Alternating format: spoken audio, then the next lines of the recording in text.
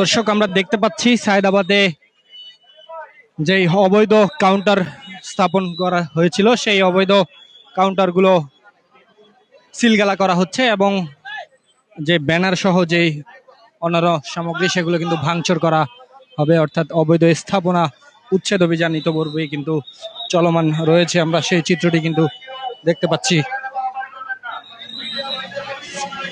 দর্শক, আমরা দেখতে পাচ্ছি সৌদিয়া কাউন্টারের একটি অবৈধ স্থাপনা, সেটি কিন্তু ইতোপূর্বেই সিলগালা করা হয়েছে এবং যে ব্যানারটি সেটি কিন্তু ভাঙচুর করা হচ্ছে। দর্শক,